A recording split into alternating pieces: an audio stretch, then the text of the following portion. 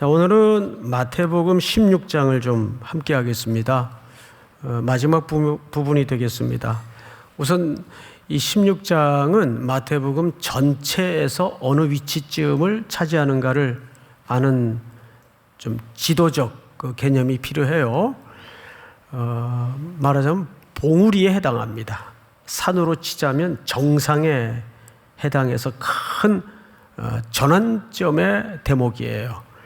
21절 시작도 이렇게 되죠. 이때로부터라는 표현이 있어요. 이 표현은 항상 예수님의 사역 속에 어떤 중대한 변곡점을 맞을 때 이 표현이 등장을 하는데, 마태복음 4장에 보면 이때로부터라는 말이 또 나와요. 언제였죠? 30년의 숨겨진 시간을 털어내고 이제 본격적으로 인류의 구원을 위해서 자신의 모습을 역사의 전면에 드러내실 때, 그리고 제일 먼저 하셨던 일이 뭐였죠? 시험을 받으시던 일이었어요. 이때로부터라는 말이에요. 그러니까 이 단어는 그냥 무심히 저자가 쓴 표현이 아니고, 예수님과 이 단어가 맞물릴 때는 어떤 커다란 인류의 역사의 큰 변곡점을 알리는 표현이다. 그러니까 간단한 표현이 아니겠죠. 자, 성경을 좀 보십시다. 이때로부터 예수 그리스도께서 자기가 예루살렘에 올라가, 이렇게 돼 있어요. 자, 여러분, 예루살렘은 위쪽에서 오든 아래쪽에서 오든 모든 표현을 올라가로 표현을 합니다. 그러니까 이 올라간다는 말은 높낮이의 개념이 아니죠. 예루살렘은 어떤 곳이에요? 종교, 권력, 정치 또는 영화, 이 모든 것의 총화적 상징적 도시입니다. 그게 예루살렘 도시인데, 이제 드디어 예수님께서 어떤 중대한 결정의 시간을 위해서 그 예루살렘으로 올라가신다고 표현을 하고 있어요. 그런데 여기에 우리가 한 걸음 살짝 멈추어 서서 또 얹어야 될 이 하나가 뭐냐 하면, 지금까지 사역은, 요 앞에 모든 지금까지의 사역은 대체로 대중, 특정 무리의 청중, 군중으로 상대를 했어요.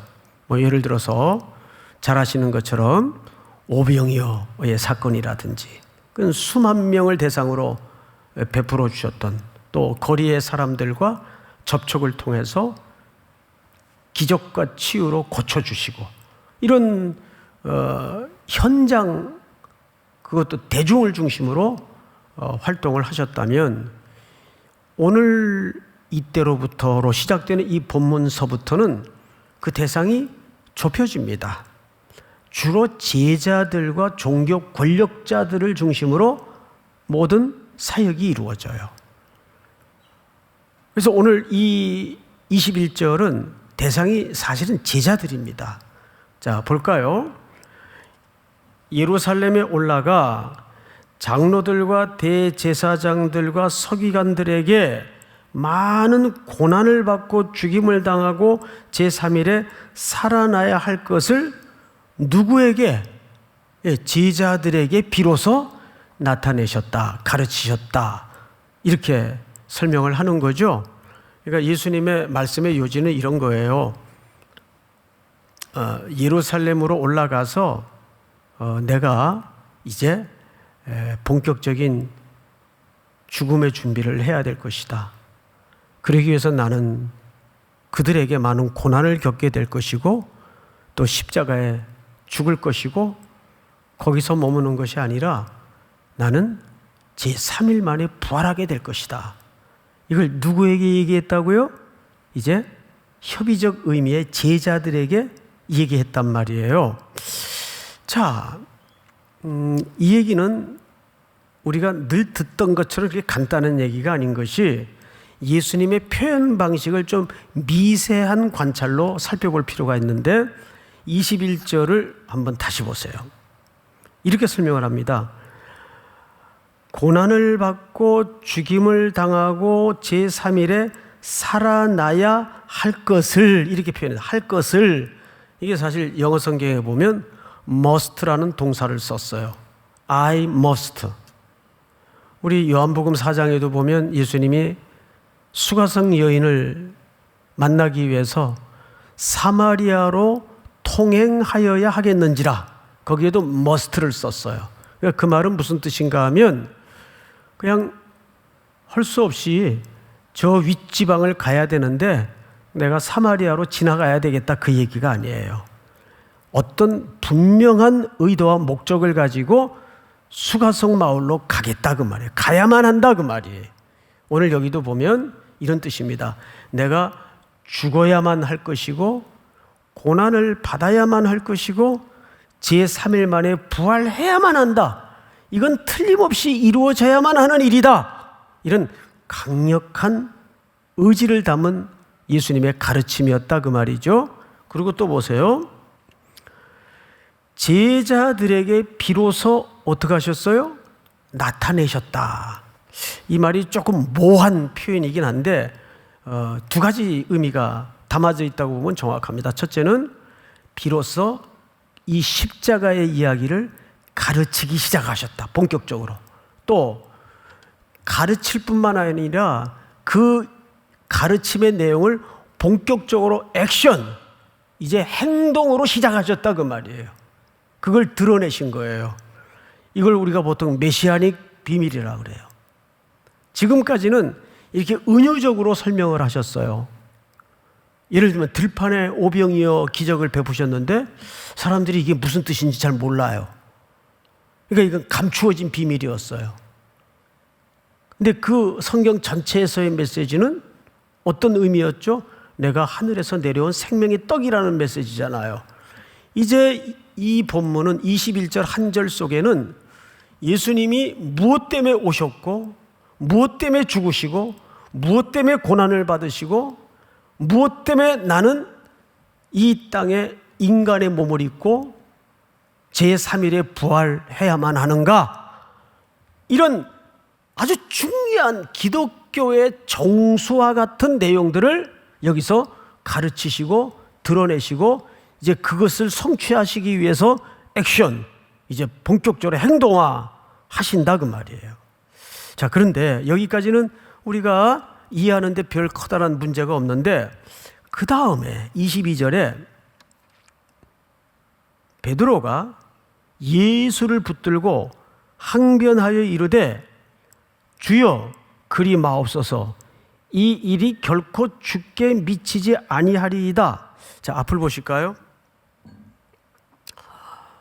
이 말은 조금 번역이 틀린 건 아닌데 이 원문의 이미지를 좀 정확하게 드러내기는 우리말 표현이 역부족이에요. 그래서 제가 좀 행동으로 표현을 해드릴 테니까 좀 잘 보시기 바랍니다. 예수님을 베드로가 붙잡았어요. 붙잡고 저 한 구석으로 끌고 가는 거예요. 예수님을 베드로가, 그러니까 장소를 옮겨서 한 구석으로 끌고 가는 거예요. 왜? 지금부터 자기가 예수님에게 뭔가 해야 될 말을 해야 되는데 예수님도 체면이 있잖아요. 여기 제자들 지금 둘러서 있는데 끌고 가서 붙잡고 오라는 말은 그렇게 단순히 붙잡았다는 말이 아니라 붙잡고 예수님을 다른 장소로 끌고 갔다 그 말이에요. 그리고 베드로가 뭐 했다고 돼 있죠? 붙잡고 항변했다. 오늘 설교 제목입니다. 베드로의 뭐예요? 항변. 근데 이 항변이라는 말이 무슨 뜻인가 하면 정확하게 꾸짖었다 그 말이에요. 원문의 단어를 보면 어느 단어하고 같이 썼는 거 아니? 우리 17장 18절을 한번 볼까요? 다 같이 17장 18절 시작. 이에 예수께서 꾸짖으시니 귀신이 나가고 아이가 그때부터 나으니라. 거기서 예수님이 누구를 꾸짖었죠? 귀신을 꾸짖었어요. 같은 단어예요. 또 앞서 마태복음 8장에 보면 시간 관계상 찾지는 않겠지만 제자들이 풍랑을 만나요. 그러니까 예수님이 그 제자들을 구원하시기 위해서 풍랑을 꾸짖어요. 창조주께서. 그러자 풍랑이 잠잠해집니다. 여러분, 정확하게 오늘 사용된 이 항변이라는 단어가 그렇게 꾸짖었다는 단어예요. 그럼 지금 누가 누구를 꾸짖었다는 말이 됩니까? 베드로가 예수님을 잡아채가지고 쭉 구석다리로 끌고 가더니 예수님을 지금 항변을 그냥 항의를 하는 정도가 아니라 야단치고 있는 거예요. 이게 말이 돼요? 그런데 중요한 것은 이게 우리 신앙의 내면에 또 우리 교회 안에 일어날 수 있는 일이라는 데 문제가 있어요. 항변을 하는 정도가 아니에요. 우리말 번역은 그렇게 되어 있지만 꾸짖었다 그 말이에요. 이런 거죠. 아니 지금 우리는 처자식도 다 버리고 인생을 거의 올인해서 영끌해가지고 지금 자기 하나만 믿고 따라가고 있는 이 위험한 주목받는 조직이 되었는데 예수님이 자꾸 갈수록 알아듣지 못하는 이상한 얘기에다가 이제 예루살렘은 가까웠다면 올라가는 길이라면 이제 그날이 거의 다 왔는데 예수님이 마음이 흔들리나 보다라고 생각을 했어요. 선생님, 예수님을 잡아채고 저 구석다리로 끌고 가가지고 베드로가 이렇게 얘기한 거예요. 선생님, 우린 지금 선생님만 바라보고 여기까지 왔는데 이제 고지가 저 앞인데 왜 자꾸 그 마음 약한 소리 하시는 겁니까? 예? 왜 메시아가 고난을 받아야 돼요? 왜 메시아가 죽는다고 나약한 소리를 해요? 그러면 우리는 어떡하라고? 이런 소리 하면 안 되잖아요, 선생님. 그리고 그 제3일에 부활한다는 얘기는 도대체 뭔 소리입니까? 그 실현성도 없는 소리를. 이 꾸짖음의 내용을 이제 알겠어요? 그러면 우리가 조금 한 걸음 더 들어가서 이런 생각을 해야 돼요. 그럼 너 같으면 안 그러겠니? 에? 왜? 이 시대는 소위 사회적 통념이라는 게 있고 요즘 소위 정치인들이 뻑하면 입을 열면 자주 쓰는 시대정신이라는 게 있어요. 시대정신. 이번 주간도 30대 청년이 거대 야당의 총수가 되는 바람에 한 주간 좀 시끄러웠죠? 그러니까 여든 야든 지금 꺼내놓는 단어가 그래서 시대정신을 읽어야 된다. 글쎄요. 그런데 이게 어느 시대나 존재하는 표현들이었다고요. 그 당시에도 사회적 통념이 있었고 또 시대정신이 있었단 말이에요. 특별히 이 메시아에 대한 유대인들의 시대정신과 사회적 통념은 지금 우리가 이해하는 것과는 아주 간격이 컸습니다. 적어도 유대인들이 기대하던 메시아는 능력의 메시아였어요. 기적을 일으키고 능력을 갖고 무엇인지 무찔러 낼 수 있는 그런 기대감이 있는 메시아였어요. 그리고 지금 이 무리들은 예수님을 그렇게 알고 쫓고 있다고요. 그리고 고지가 지금 다 왔어요. 근데 뜬금없이 중간에 이제 예루살렘으로 올라가시면서 하신다는 얘기가 그것도 자기만 믿고 지금 따르는 조직들에게 내가 고난을 받아야 되겠다. 내가 죽을 수도 있다. 그리고 내가 반드시 3일 만에 살아날 것이다. 그러면 이 얘기를 듣는 조직원의 이론으로서 들을 때 여러분 같으면 나 같으면 베드로처럼 항의 안 했겠는가 그 말이에요. 그 시대에 그런 시대 정신을 갖고 있다면 이게 도대체 뭔 상황인가. 그래서 이게 참 무서운 현상인 것이 제가 어제 그 어느 분이 영화 하나를 소개해 주셔가지고 가스등이라는 영화를 봤어요. 근데 이게 얼마나 오래된 영화인가 하면 제가 태어나기도 전에 제작된 영화예요. 44년도에 1944년도에 제작된 영화인데 그래서 화면도 흑백이에요. 근데 제가 그 영화를 보고 두 가지에 깜짝 놀랐어요. 첫째는 그 당시 그 배우들의 연기력이 그렇게 탄탄한 줄 몰랐어요. 거기 특별히 제 남자 이름은 잘 모르겠는데 그 여자는 알겠더라고요. 잉그리드 버그만이라는 여자인데 이뻐요. 진짜 이뻐요. 예. 그거 꼭 한번 보세요. 근데 두 번째 놀랐던 것이 뭐냐 하면 그 스토리의 탄탄한 구성에 깜짝 놀랐어요. 마지막까지 대사 하나하나가 거의 철학을 녹여낸 명대사로 구성이 돼 있어요.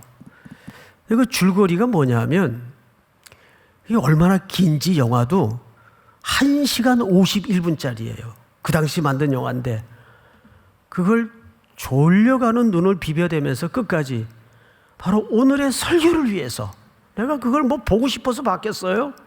오늘의 설교를 위해서 끝까지 봤어요.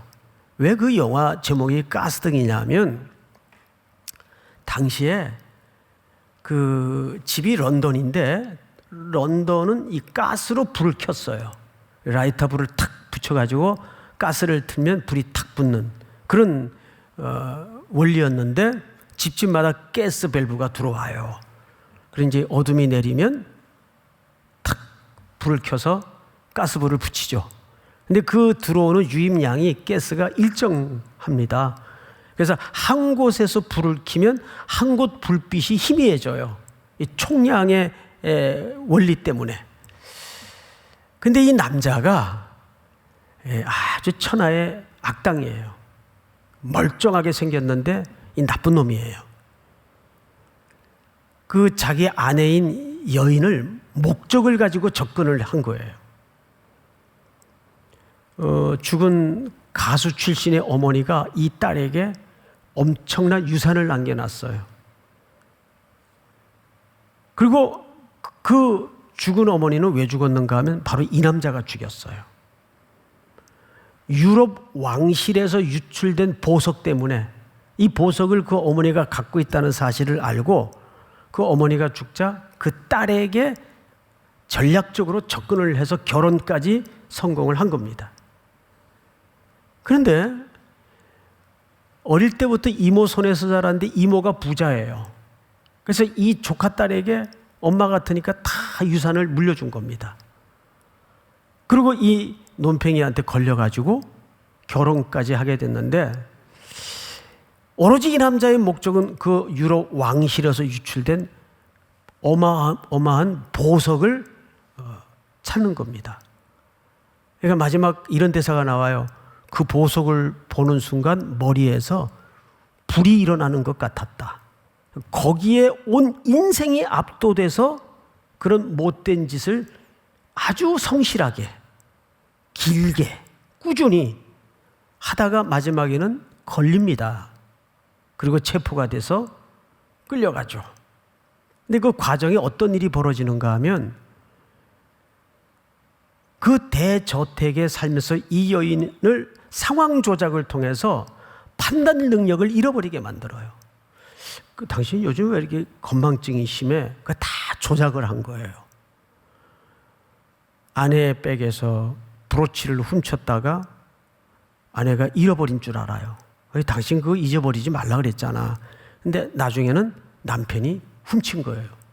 그런 상황 조작을 통해서 길고 반복되게 서서히 이 여인의 자아인식을 무너뜨립니다. 그래서 이 여인은 나중에 어떤 상황까지 가냐 하면 자기를 못 믿게 돼요. 그래서 나는 기억을 잘 못하는 여인이다. 내 판단은 모두가 틀리다. 이런 그루밍에 빠지게 됩니다. 얼마나 무서운 짓이에요.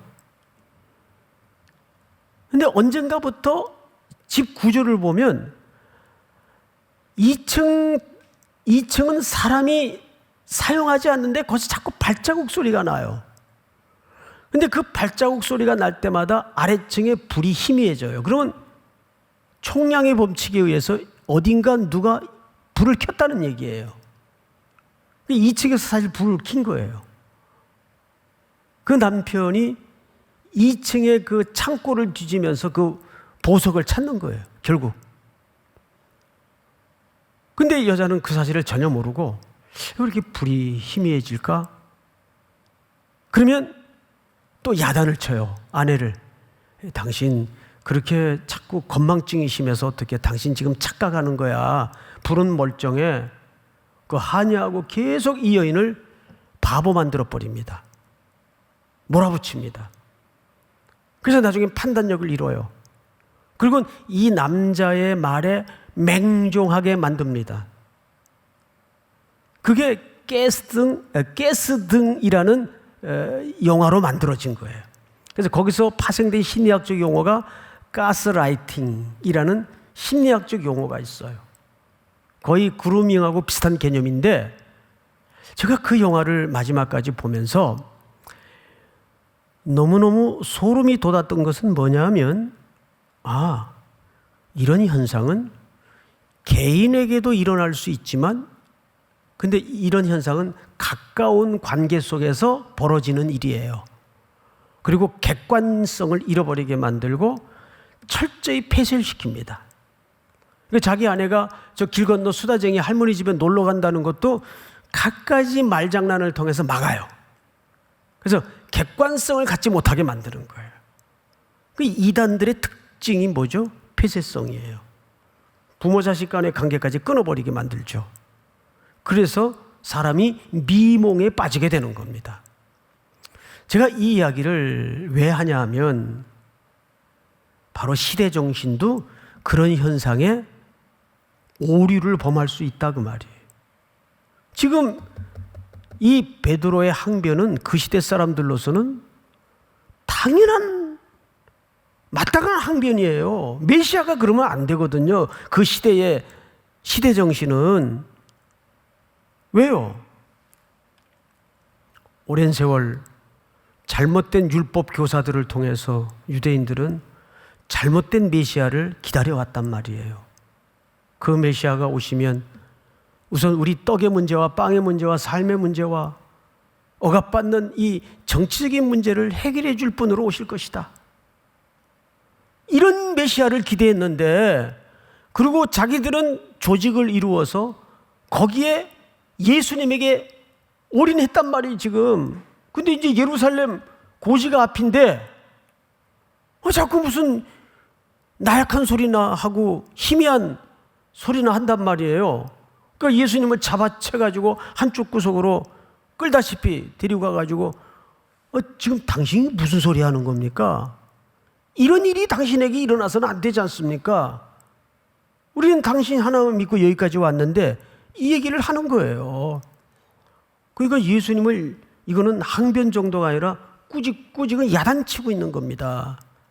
자, 여기에 우픈 현실이 있단 말이죠. 왜? 가만히 어떤 땐 무슨 대표 기도나 또 개인적으로 기도하는 소리를 의도적이 아니라 아주 귓구멍에 넣어주듯이 들을 수밖에 없는 또 기도를 하는 분들이 가끔 있어요. 그 새벽마다 나가보면 제가 그분 일기를 다 알아요. 네? 그런데 기도의 그 내용을 들어보면 하나님을 막 야단을 쳐요. 이래서는 안 되는 거 아닙니까?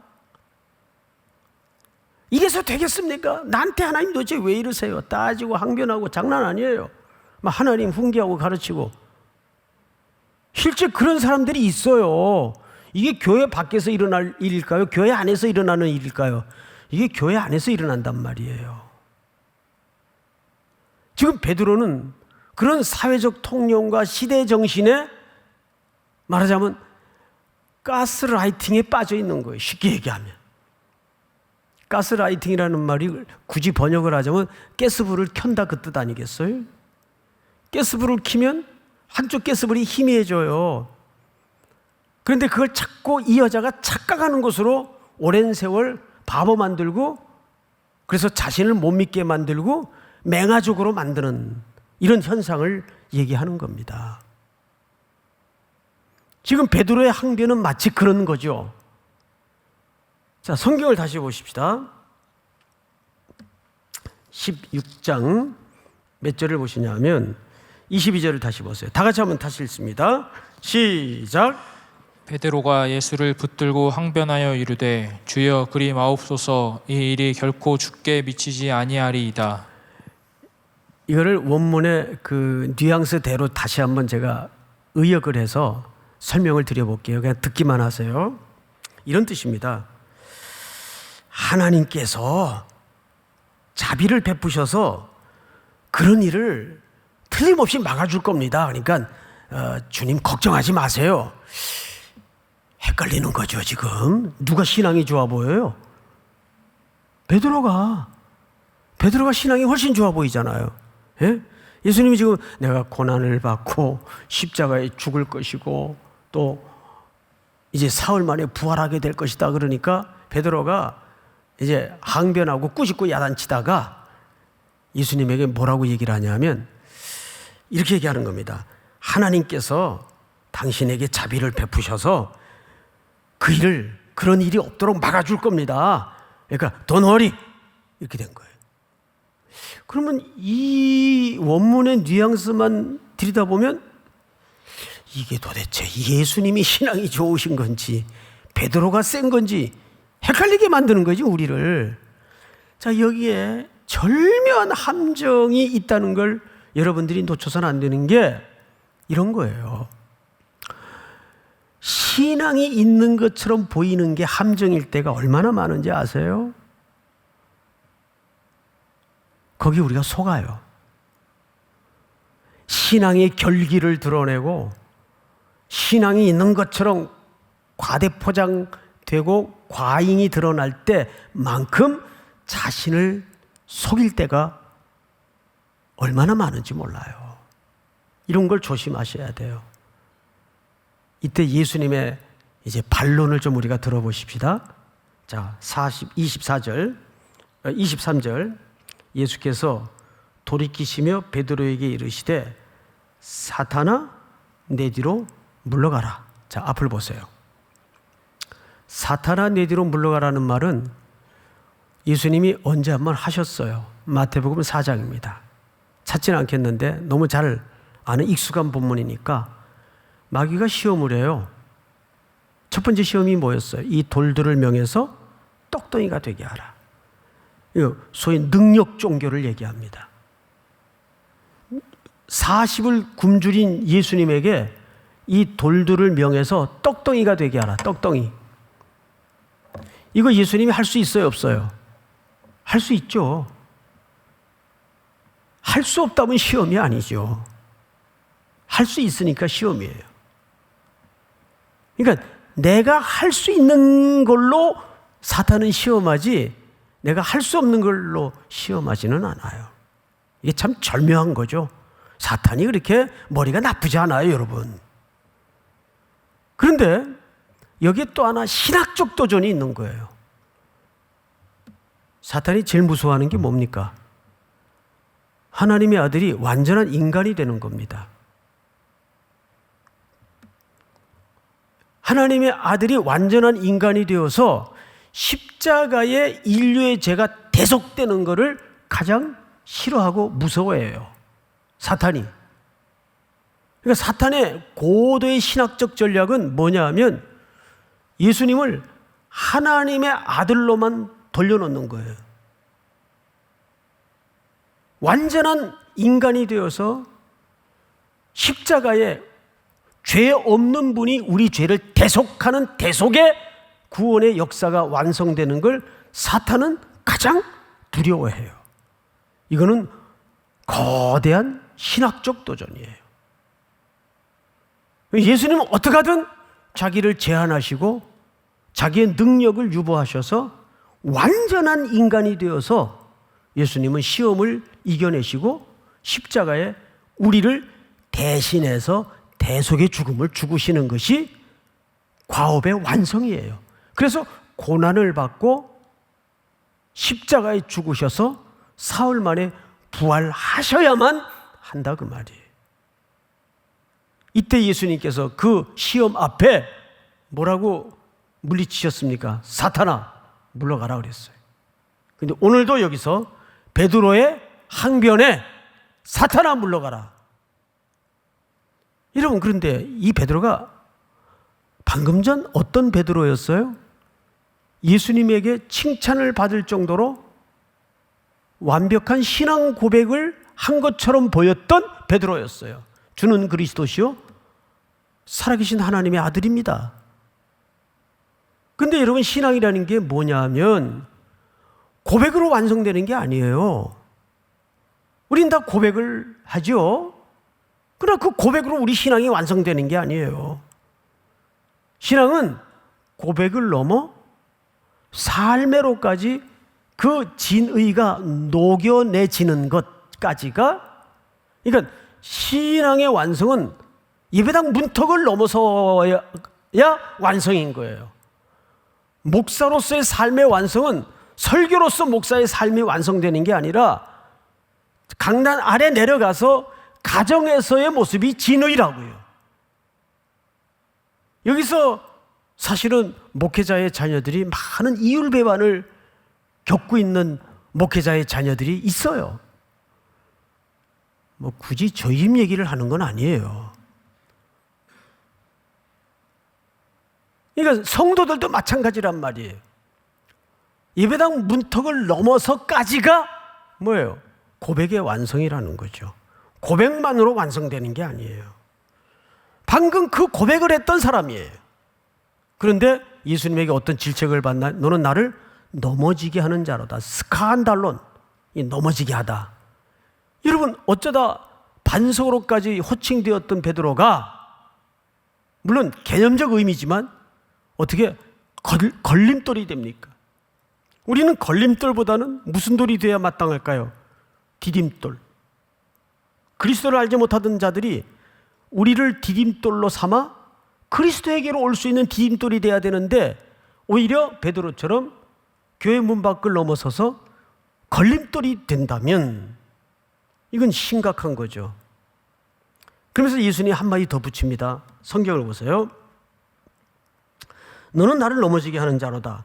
네가 하나님의 일을 생각하지 아니하고 도리어 사람의 일을 생각하는도다 하시고. 자, 여러분, 하나님의 일과 사람의 일이 있어요. 하나님의 일은 뭘까요? 늘 산에만 가서 그냥 찬송하고 기도하고 하늘만 쳐다보는 게 하나님의 일일까요? 그걸 얘기하는 게 아니에요. 노아 시대의 사람들이 먹고 마시고 시집가고 장가갔다 그랬어요. 여러분, 성경의 그 본 문맥과 진의를 잘못 알아들어서는 안 돼요. 먹고 마시고 시집가고 장가가는 걸 정죄한 게 아닙니다.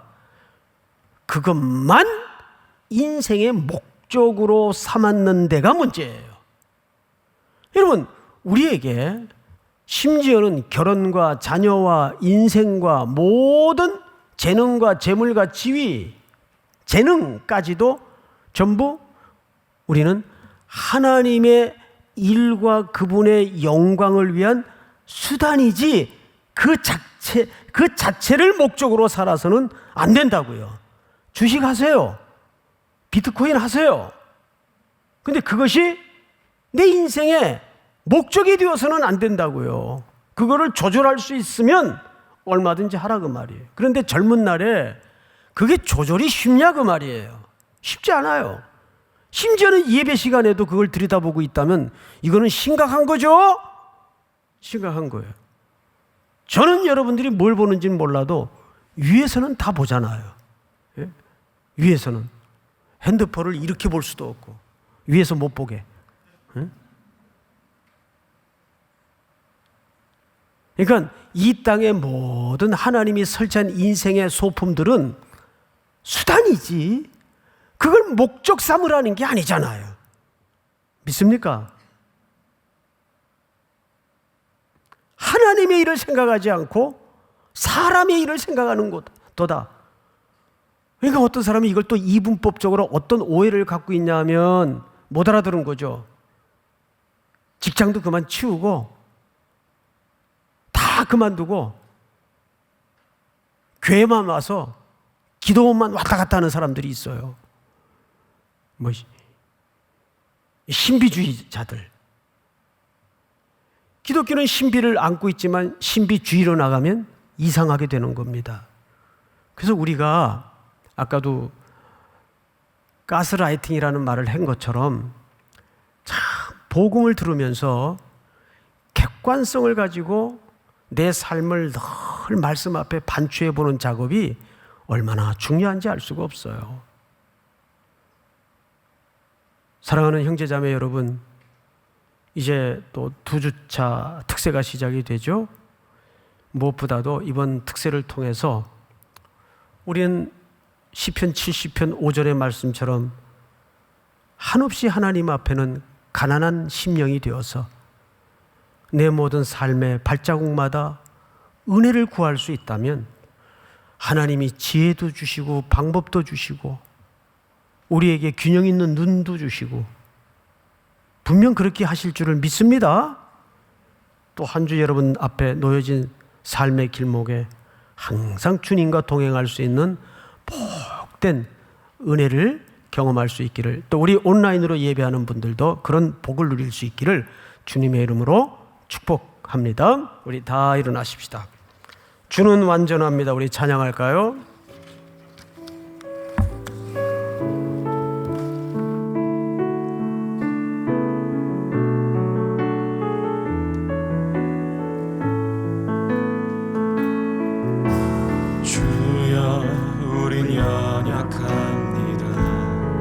우린 오늘을 힘겨워합니다. 우린 오늘을 힘겨워합니다. 주들 이루며 살기에 부족합니다. 우린 연약합니다. 한없는 주님의 은혜, 한없는 주님의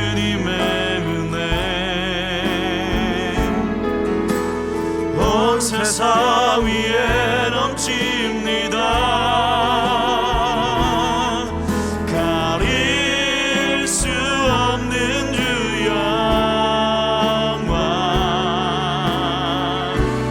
온 땅 위에 충만합니다. 주님만이 길이오리. 우린 그 길 따라